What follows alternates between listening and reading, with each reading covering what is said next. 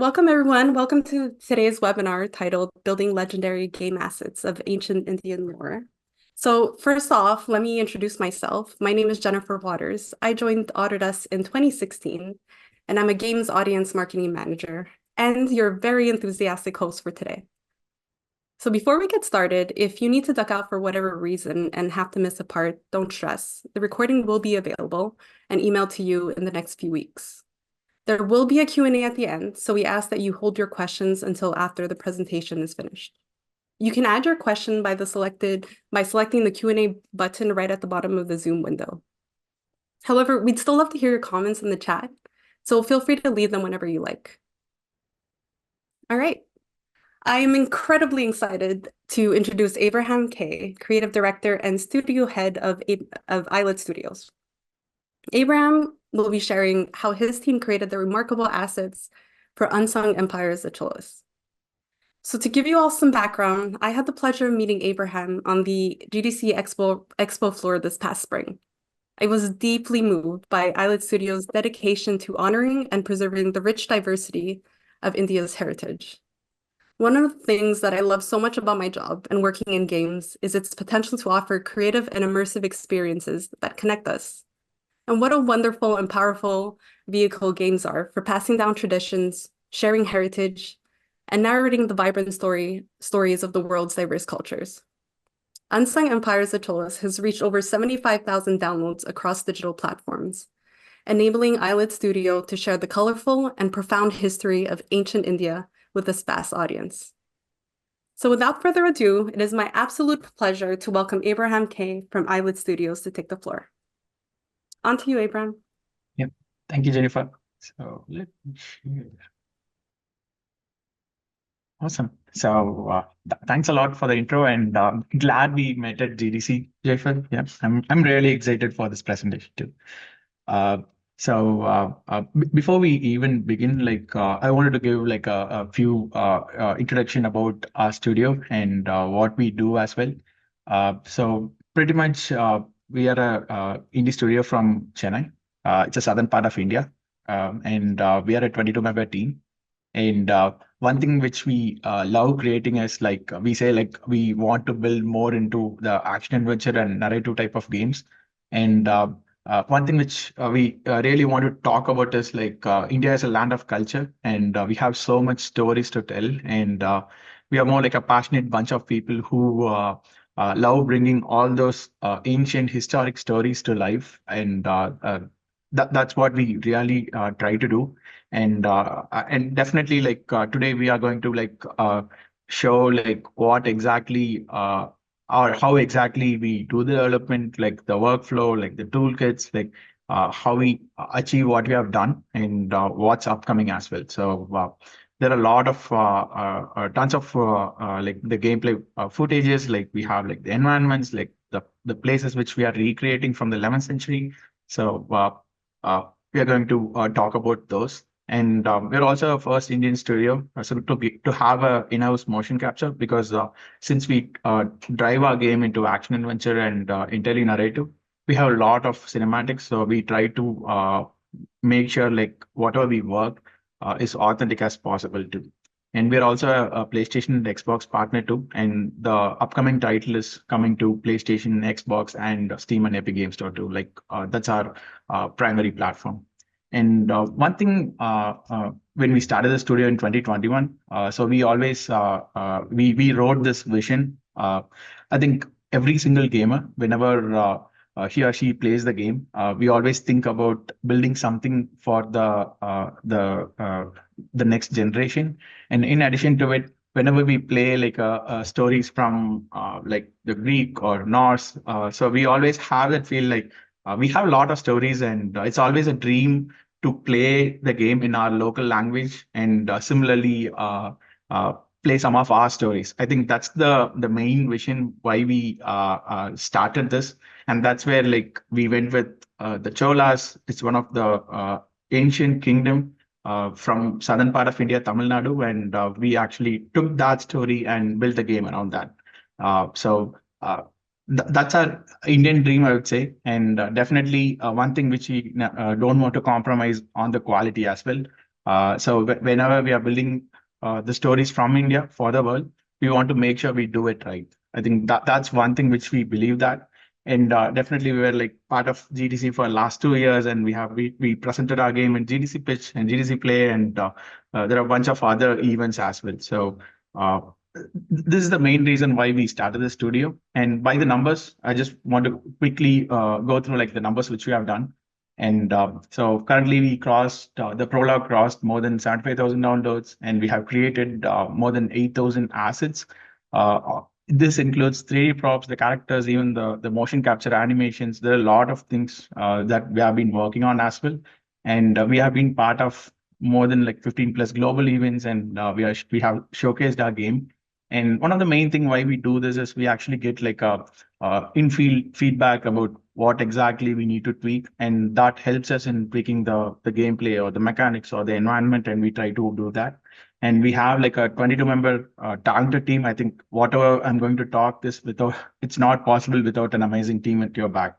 And currently we clocked more than 1,400 gameplay hours that has been played by our players for the first prologue, and all the gameplay, like the environments which I'm going to talk about or show is entirely from the second part, which is out for wishlist too. And before we go into like our process, like the workflow, I'll just give a quick intro about me too. I'm Abraham and I'm the studio head. And pretty much like I have over 10 plus years of technical experience. And when we started the studio around 2021, and we wanted to make sure we do things right. And that's where we started setting the process right. Even before hiring people or getting everything in place, we actually did our entire pipelines. Like this is how the 3D assets has to be created. This is how the sound assets has to be created to make sure we do the development in a most optimized way and most effective way as well. So that's where we came in, and I have a pretty good experience with Unity and Unreal as well, and definitely a huge advocate of showcasing all our Indian heritages, the story, the history, the rich culture which we come from, and we definitely want to have that at every title which we work on too. And just to give a quick intro about the game too, the game which we currently are working on is called Unsung Empires, the Cholas 2. This is a narrator-driven action-adventure game that is entirely set in 11th century Tanjore. This is actually in pretty much a small place from Tamil Nadu. And even we have these structures that are live, and these temples are there. And we actually trying to recreate the entire city that has been set in 11th century, and have these incorporated in the game as well. On the gameplay, like there are two things which I always say to the team. One is the experiences which we are going to offer to the players. The gameplay is not just about the mechanics or the combat. There should be some experiences, that unique experiences which are more culture specific, which we wanted to have that in game. Like there are like a lot of things we have in our upcoming title. So one such thing is like we have like the Jallikattu is called bull taming. Like it's a ancient traditional thing which we have in our game that happens like every single year in our place, and we're actually recreating those as well. And in addition to it, when we say about combat, the entire style set is entirely from traditional martial arts called Kalari, which is more like an Indian samurai, which we call.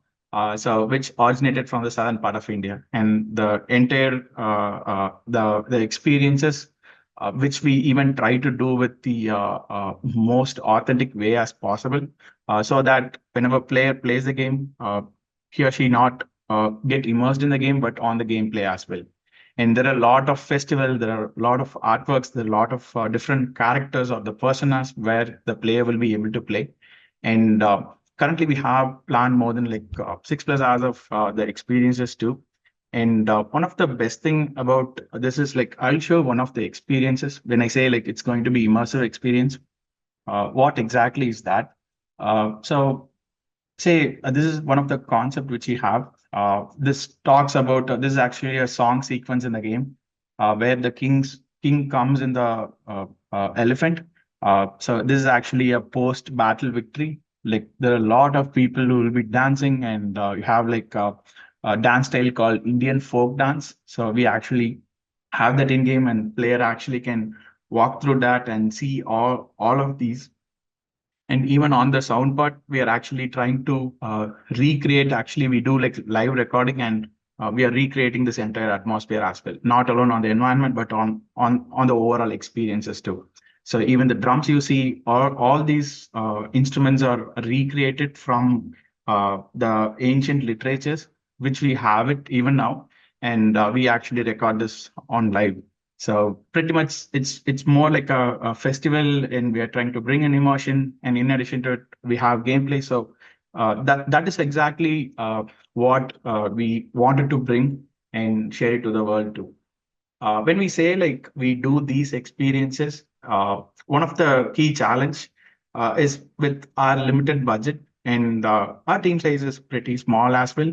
Uh, there are a lot of other challenges that comes into. So and that's where we try to efficiently use our resources and plan the outcomes. So there are a few things that really worked for us, which I want to share it to everyone as well. Is so with our 22-member team, so we have like total 3D artist of about 3 people, and we have created more than 1,200 plus assets. In the current timeline, it took us around like 6 months. And there are few things that really work for us is we do like weekly outcome-based development. So what we do is like we try to give the entire end goal to the team. We give the vision to the team, and we split that into like a weekly sprint. And it's more like a doable thing that's going to take like 3 to 4 days, and we'll have like a testing, and we'll have a demo day where team will be showcasing that. I think this really changed how we did the development earlier, because when we do like a longer sprints, there are a lot of challenges that comes in. There are a lot of blocker comes in. But when we split the task to a doable weekly delivery, I think we're able to get a lot of things completed too. I think that really helped us. And in addition to it, we actually do like a game day. Like this is one of the interesting thing which we do in our studio is uh, we try to experiment things. Like there are a lot of things that happens in the industry. So say for example, there'll be a new feature that will be coming in Maya, or there'll be a new update in Unreal Engine, or there'll be a new sample that might be out. So we actually follow these things, and we try to get those experimented and evaluated as well, so that we are actually like on the latest and greatest, and get these things implemented as well if needed. So that made us like really good in exploring stuffs, and on the different fronts, and we can say like how we can optimize it. Because one such example which we will tell is like we actually used a feature called PCG for doing the generation, which kind of optimized a lot of our works, like a lot of our redos. Like we actually able to create an environment, say in like 2 to 3 days. So I think these kind of things really works out when we actually do like a proper game day and evaluate that and get that out. And when we say our development pipeline, like there are multiple pipelines which we set it up. And and one thing which I want to share is like how we do the entire 3D asset creation part. Is like it's so that there are like 3 different steps I would call. One, it's going to be the main brainstorming. It's pretty much there are multiple sources we try to get our knowledges from. So one thing is we go to a real world place, and we take pics, and we take like a video or like a 3D scans, and we try to leverage that and use those. And the second part is there are a lot of poems that have been written about the king, about the place, and these literature dates back from like 10th century or even older than that. We try to read those things, and we try to recreate the environments from the poems as well, which is pretty interesting one, because we have tons of books in our office, and we watch movies, like we read books, and people try to get the references out of it.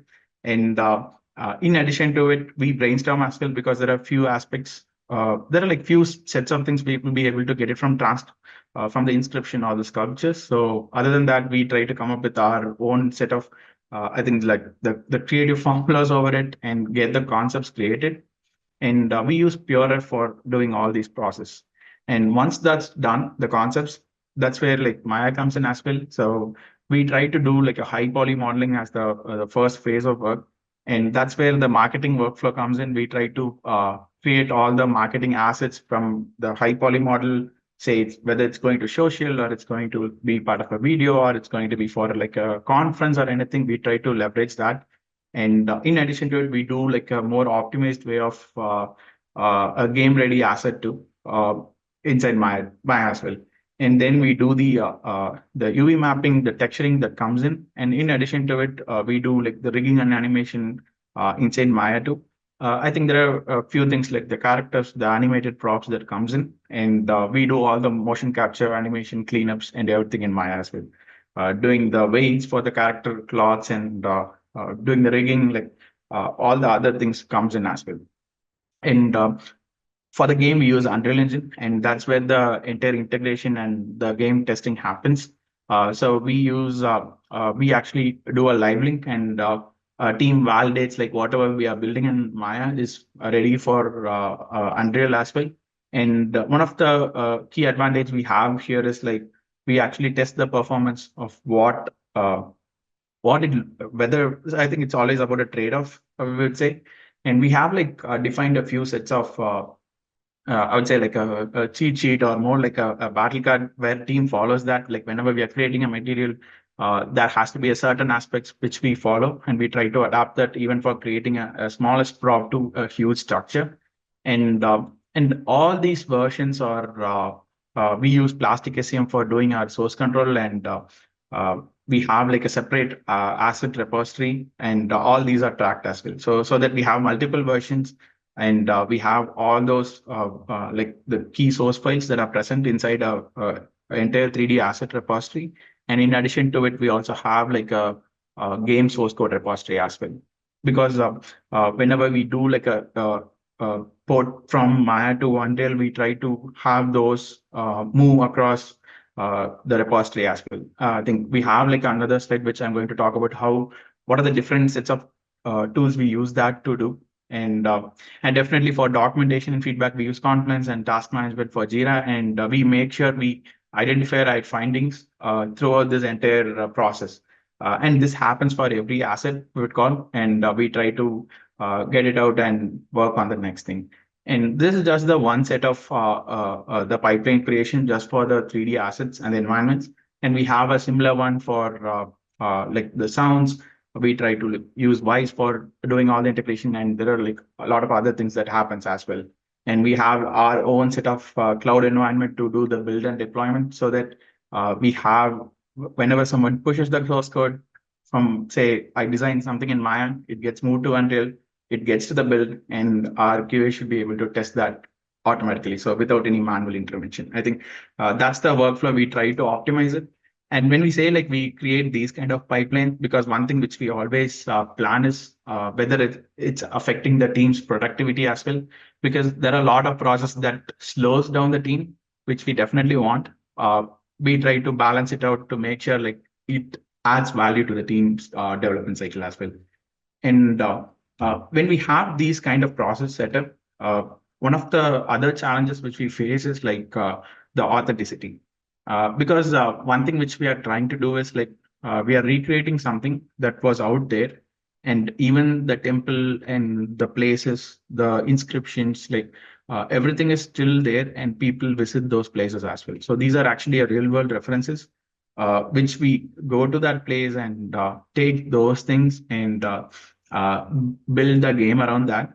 And one of the key thing which we do is we do plan for a research trip, and we go there, we talk to people in that local, and get those insights, and try to build that in the game. And there are like two examples which I want to show today. Like one, how we actually recreated our ancient king, Rajendra Chola. So he is the main character of the game. And the other one is building the Tanjore Big Temple, which is actually a huge structure, which is even it's a real life one, which stays exactly the same from the 11th century, and we wanted to show how we built that as well. So let me go to Rajendra Chola. So on the left, you can see like we have the sculptures. These are the references which we took, and from there we did the entire modeling and did the entire the cloths, the shields, like even with the all the like the hair and everything. Like we actually tried to recreate the entire thing which whatever we have from the sculpture, and the bottom part is the gameplay which we have in our prologue, and that's the optimized character version. Like the on the right is the Maya one, and the bottom is the gameplay one. And these things, so one of the key learning which we did was there are a lot of things which we need to identify because, say, if you take the two references on the top, one is from another place, and the second reference is from altogether like a place so far than that, and you need to like take multiple references. We talk to people, and I think we actually do like a discussion and say like we experimented like whether is it a lookalike or what are the other things we can do to bring the exact authentic experience to the player as well. So this is one such example, and this is our main character too. And the other thing which I would call is the Tanjore Big Temple. One of the most complex like the structure which we ever recreated. The reason is it has like lot of minute details that need to be taken care of. And similarly, you have like a lot of small structures and the sculptures and there are a lot of inscriptions. And we want to make sure it's authentic as possible. And this is one of the largest temple in India too. So, and as you can see, these are all the real world references which we actually went and took. And we actually made sure this is modular as well because if we are doing for cinematic, our entire the pipeline would be different. But since we are doing game ready assets, there are a lot of things that comes into play. One, of course, the optimization. The two will be like how we can increase the shader quality without affecting the FPS. And three, it has to be look alike too. So there are these are the three different things that ran into our mind, and this is one structure which we actually recreated in our upcoming title. This is actually a 1:1 scale, and uh, this has like the entire explorable map around this place as well. So we have this temple in, and let me show you a breakdown of what we have done, and I'll talk about like other environments too. So this is like a quick breakdown of the main structure. So we did the entire structure in Maya, and we have like the models, and finally this is the outcome. So we actually created these things modular, and we also have like a outer walls, like there are like two different walls, the structure, and we made sure it's optimized too. So this is one thing which we worked on, and similarly on the environment wise, this is how it looks currently.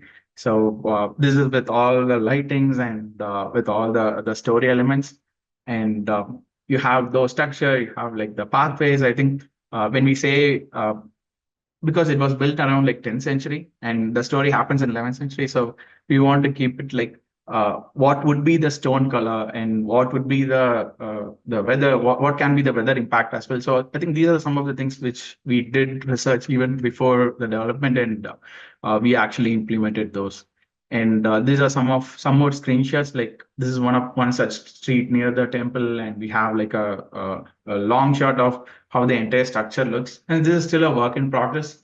And we want to share like how we're able to build these complex structure. And we have like a small team as well. But I think when we say like when we get like a power of workflow, I would call like with all like the great toolkits and the integration, I think it's definitely possible too. And these are some of the other in-game shots.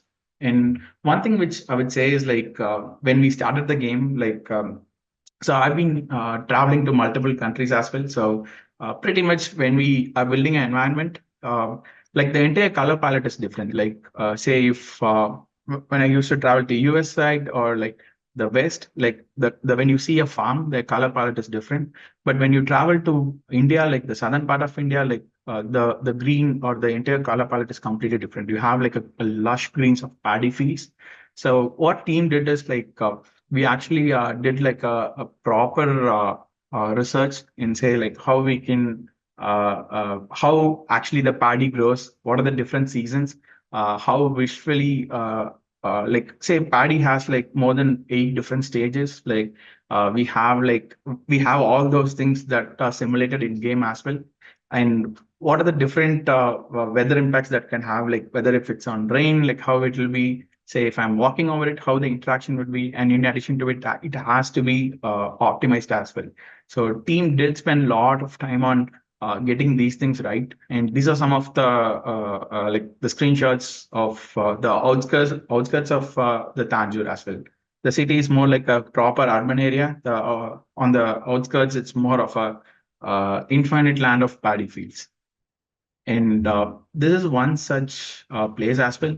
Like when we say we bring authentic experiences, that's where we need to bring those experiences to the players as well. Like these are some of the pottery areas which we have, which we recreated those. These are more like a ancient way of doing these things, and the Chola empires are known for building these stuff. So we have these experiences in game too. Like it's more like an explorable city where player can just go around, explore these things as well. And when we say like we are recreating the city, there are one of the major bottleneck which always comes in is optimization or making it game ready. And when we say like the game has to run and give a better experience to a 10 series graphics card to like a 40 series, and the same with the consoles and the dynamic resolutions. There are a lot of other factors that comes in. That's where we try to adapt like what are the latest and greatest that a tool can offer, so that it's optimized and it doesn't have a overhead on the team as well. I think these are the two things which we try to do. And there are two sets of since I actually showed the workflow, there are primarily two sets of tools which we use. One is Maya and another one is Unreal. And on the Maya side of things, we pretty much do like two sets of optimization, one on the topology wise and another on the texturing wise. So we definitely use a lot of decimation, the quadra, and we also do like a manual optimization for tweaking the topology side of things. And in addition to it, for optimizing textures, we have our own set of ways in baking the textures and getting the toolkits as well. And when we say like when people work with multiple hops, like the pipeline wise, we use like Alembic catch so to make sure like the process is as efficient, because there are few things that happens, like say one of the recent issue which we faced with Unreal is like when we like built a huge cities at HLOD, like it takes like 10 to 15 minutes to launch the project, which takes a lot of time for anyone to work on it. So we try to find the reason and how we can optimize it. I think it's not just on the game ready side for the end user, but it's going to be on the developer side of things as well when it comes to optimization.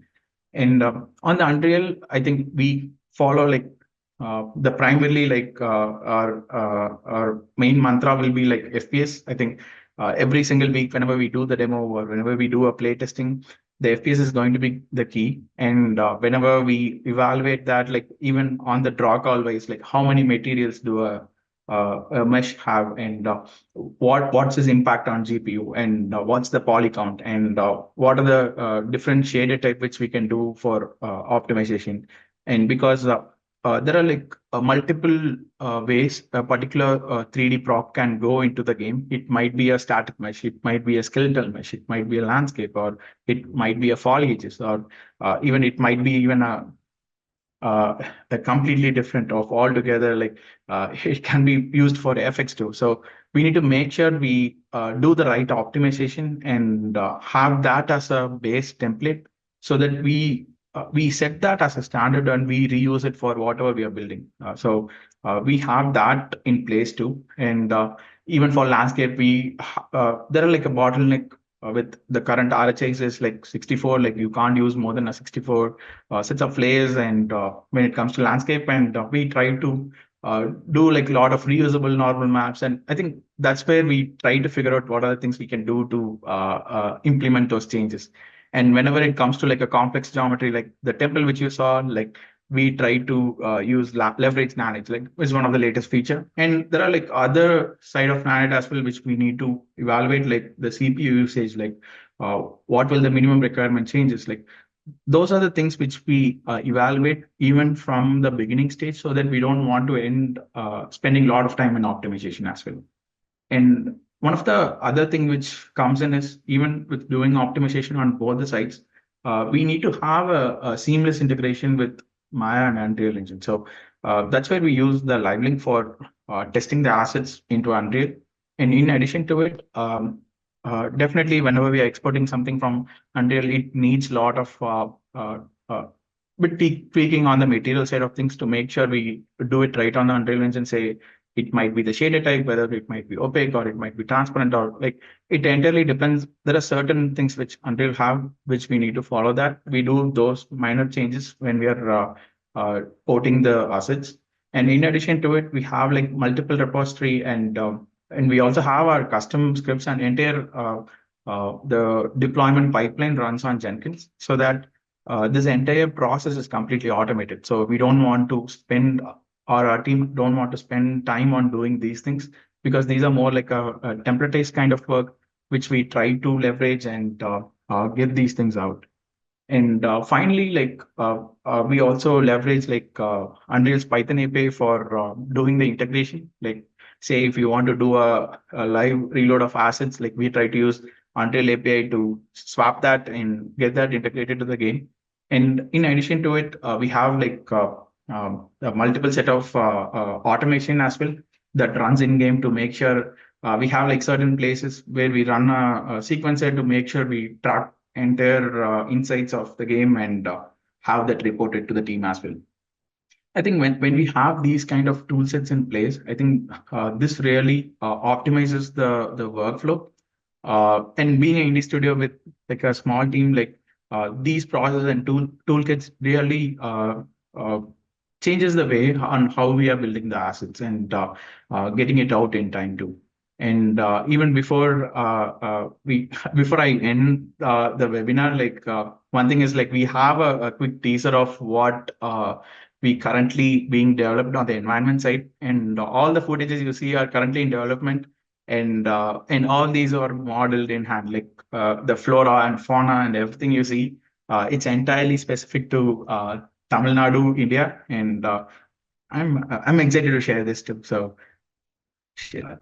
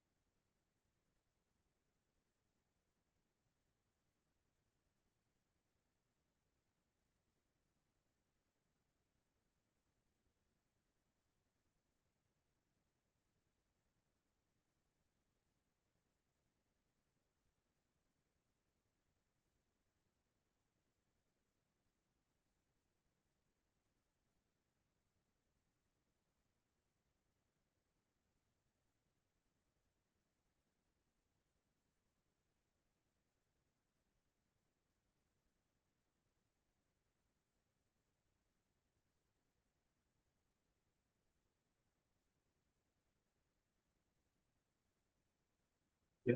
And finally, like the game is available for wishlisting now, and it's on Steam, PlayStation, and Epic Game Store. It's available to wishlist, and feel free to check it out. And definitely, and thank you, Jennifer, for giving the opportunity to talk about our game too. And pretty much like we're excited about it. And definitely, the game development is on the development wise, it's pretty hard with like a right tool set and with the right team. I think everything is possible. So thank you so much. Yeah, thank you so much for attending the webinar. Thank you, Abraham, and thank you for sharing your awesome workflows and how you created the game. All right, I'm going to open it up for questions. We have a few waiting. So starting with Ashok S, he asks, hey guys, love your work. I really want to be a part of your team. What are your minimum expectations for refreshers in your company? I think one thing which we do is like we try to so we have openings as well, like they can try and apply it from our side, but on the fresher wise, it's always about the portfolio. And I think even it it might not be looking good, but it's always about like what are the different efforts you tried and what's your thought process. I think that's going to be the key for getting into Ayelet Studio. Awesome. We have another one. How did you tackle challenges arising when studying ancient structures, especially housing, when there are little to no inscriptions? Yeah, I think even we had those challenges as well because when we are recreating the housing, so we actually consulted the architects, so and archaeologists as well who recreates those.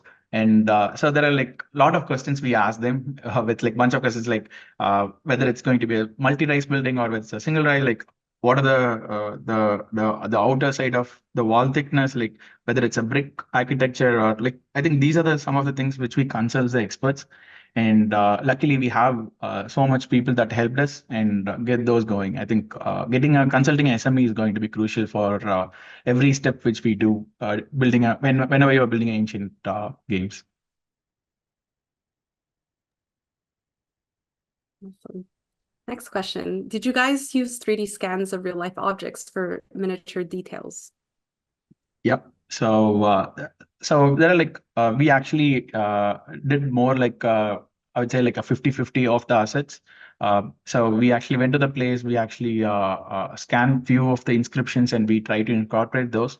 But one of the challenges we face is like the optimization and the accuracy, and there were a lot of reworks as well. So what we do is for the key primary the structures we use that. For the other minor things, we try to make it modular and reuse those with different variations on the shader side. Great. Next question. Did you guys create in-house tools for the model production pipeline? Yeah, definitely. So the entire cloud deployment and the integration setup is in-house tool. Uh, because the currently whenever we so since I'm from entirely from a tech background, and when I came in and were looking for tools for doing a proper CI/CD, we do not have that. I think that's where we went in, like we made sure like we are going to build our own and we have our entire internal tool set. Yeah.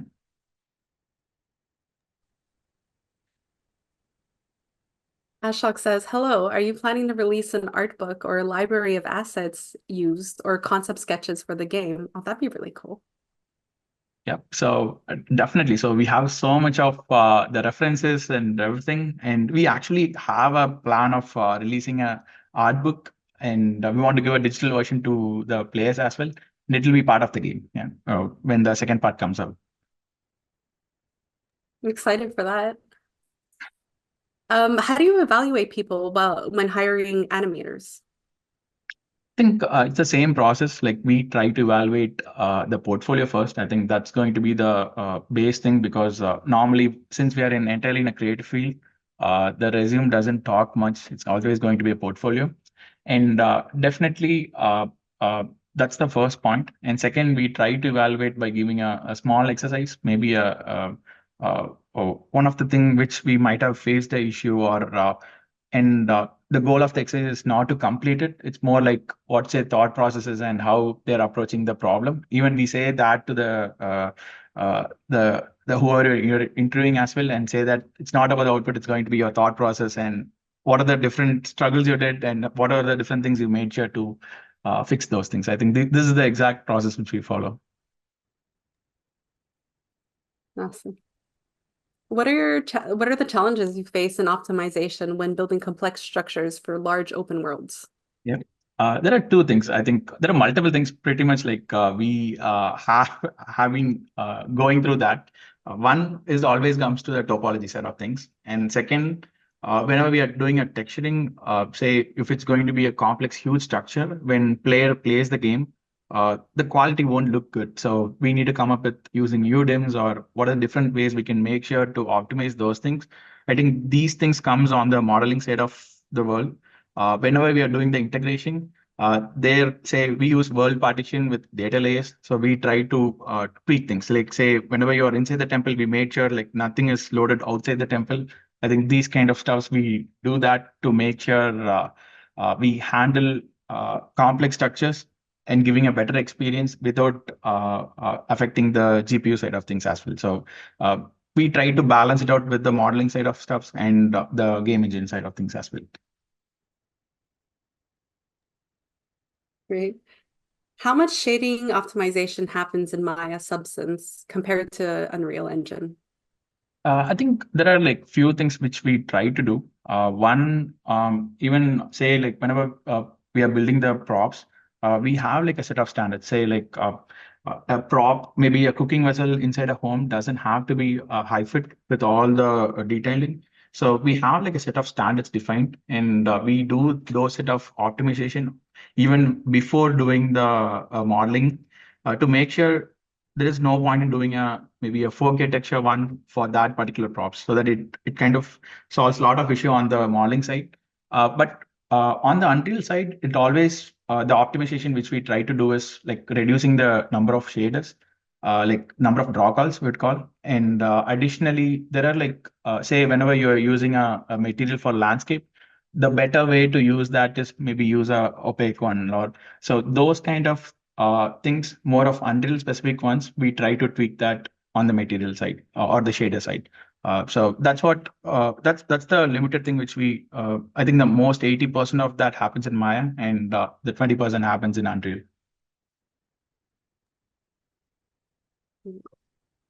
Has there been a lingual shift from the original manuscripts, inscriptions to modern languages?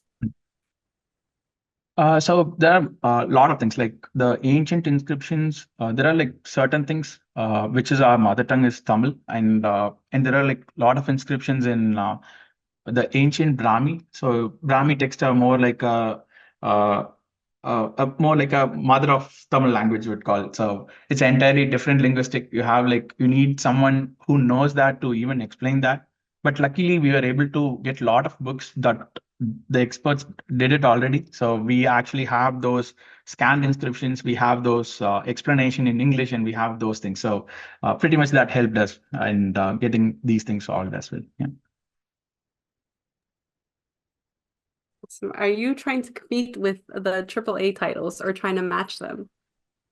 Uh, it's a complex question. So budget wise, we are not definitely not a AAA, but maybe someday we will definitely get there and compete in providing like a better experience to the players. Yeah. How do you optimize assets inside of Maya itself or in Unreal like LODs? So there are like two sets of things which we try to do. So one thing is um, um, like the small assets we try to optimize it even at the modeling level and the Maya level, like say using a proper retopologizing strategy or the decimation, like those things, and creating LODs. But for the complex structure, I think when using Unreal, like the nanite is really performant, but it always comes with like certain parameters you need to make sure you tweak that and get that working too. So it's a balance which we try to do that. Great. Next question. Huge fan of Ayelet Studio. Your presentation had a lot of deep in-game detailing. What was the planning process like?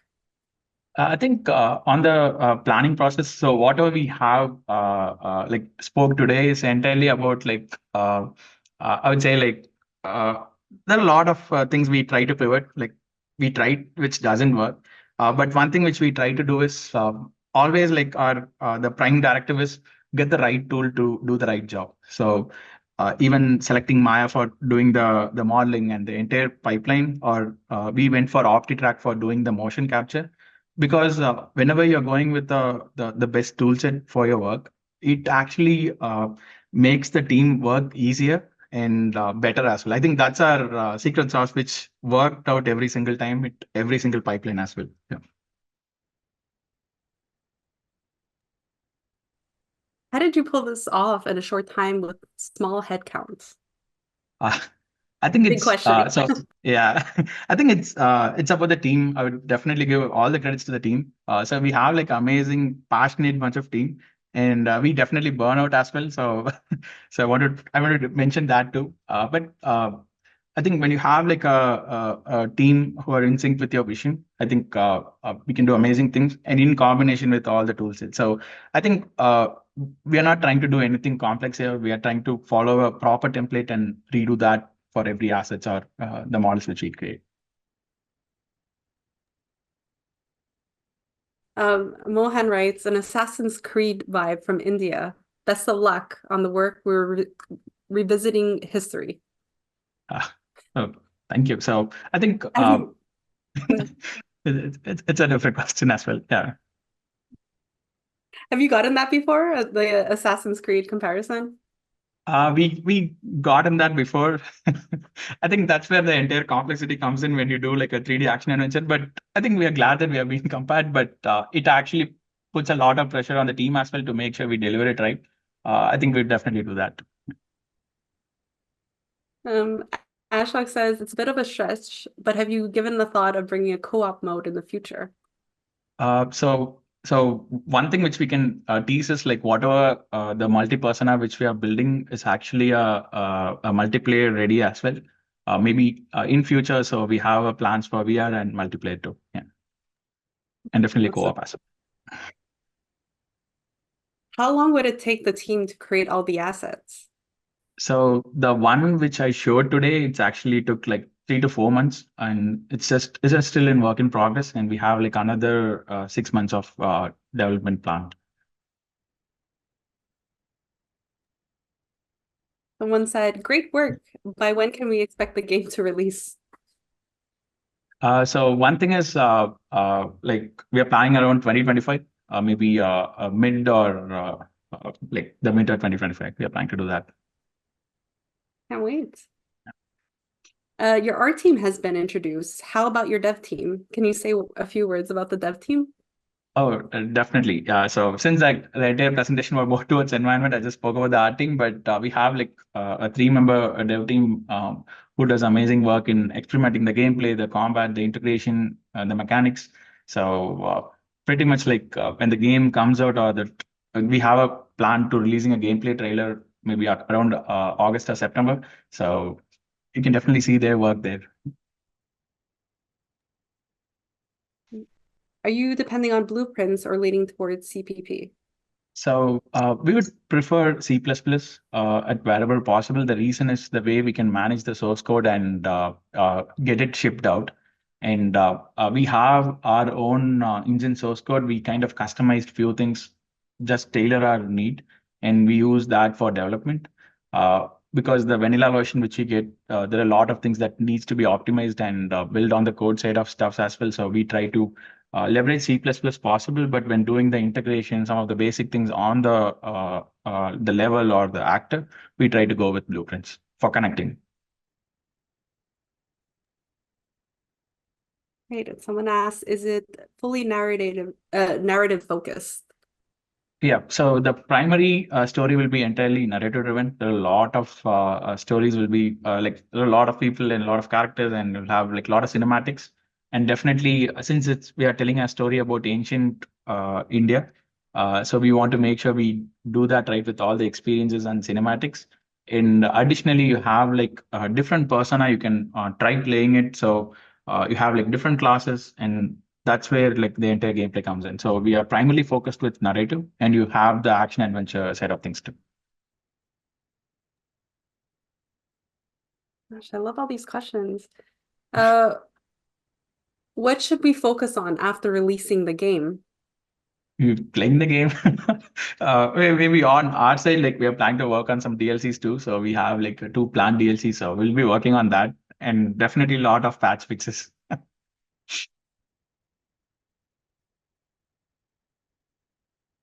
Um, why Rajendra Chola and not Rajendra Chola? Okay, so I think so these two are the kings, a popular king in Tamil Nadu. And Rajaraja is known for, he's the father of Rajendra Chola. So he is known for doing all these things. But the reason why we took Rajendra is he's more like an unsung, really an unsung empire. He did like the conquering across the ocean, and also we went for Rajendra because he's being uh, hidden by all the father's work. So that's the reason why we went for Rajendra. Someone wrote, amazing work, Ayelet Studio. Can't wait to play the game. Oh, thank you. Will there be a collector's edition? So we have been planning to do more like a 50 count collector's edition, more like a personalized one from with all the different cultural references from Tamil Nadu. So we have been planning that, and we'll be posting update once it's ready. Yeah, it's coming out. Great. Love the temple assets. Please tell us the process of integration within Unreal. How do you match the scene? And how many people worked on it? And how did they work in sync? So again, like for the temple, this entire structure is built by like one guy from our team. And on the integration wise, we have our environment people working with them and getting those done too. There are a lot of other things like testing the UDIMs. Like we have been doing that for the fourth wall and all. We have been trying to implement those stuffs. And we match the scene with references. Since we have real world reference, we actually take a photo of it and try to match that when we are working on the team. And in total, we had like 3 people working on this and getting this out. Yeah. Is the studio cooking up another game to expect next? Currently not. Maybe in future, yeah. So we are going to like spend our entire effort on the part 2 and get this out. From props, characters, and animation, everything in Maya? Yeah, we prefer Maya for doing the cleanups and the motion captures. Like all the combat animations, we have planned around like 1,500 something. So all these comes from the motion capture, and we clean up in Maya. And in addition to it, the minor prop animations, we try to work in Maya and export that because it's easier for us to set the standard in Maya and export it to Unreal. Yeah. Did you use any PCG procedural content for Unreal Engine? If so, how did you plan to separate the assets? So we use PCG for setting the trees around the structure. Like we even evaluated for housing, but it didn't work out really well. We have been using it for mainly for the flora, for placing all the trees, like so that we don't need to manually do that. And we have like a separate PCG version of assets that are specifically optimized for that as well, that are in place, and we use that. What sort of game theme can we expect after this version release? So we are still going to stick with narrative action adventure, so that will always be our title, yeah, at least for now.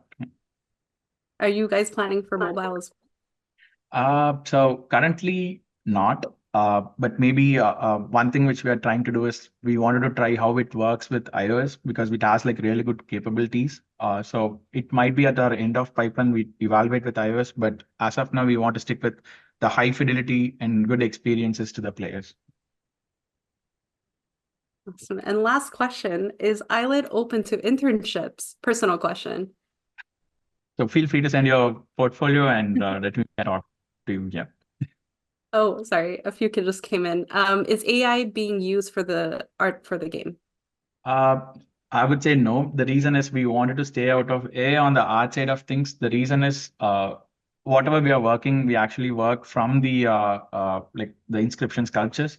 So we try to stay authentic on that front. So we have like amazing concept artists to come in, or concept artists working hard on getting these things drawn and getting it out. So whatever you saw is entirely hand drawn and designed. Awesome. Last question, will there be a comic book version for the lore?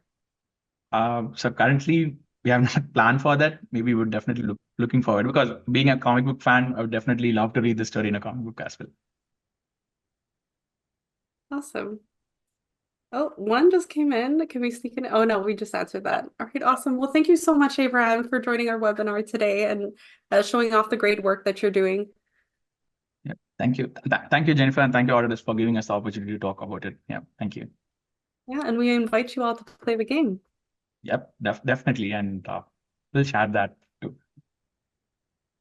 All right, before you go, we invite you all to check out our game development page to learn about Autodesk solutions that will help make your game the game that you've always wanted. We have information on workflows, products, and support. So check it out. You can either go on autodesk.com/game dev or check the QR code. Um, if you're looking to brush up your skills or stay ahead of industry trends, take a look at the many resources we have for game developers, including our YouTube channel and blog, where you can find more stories about how today's game developers are breaking new ground. And thank you, everyone. We hope we stay connected. You can find us on LinkedIn at Autodesk Media and Entertainment. You can find us on Instagram, Autodesk _ME, and please check out our YouTube channel at Autodesk ME. Thank you, everyone.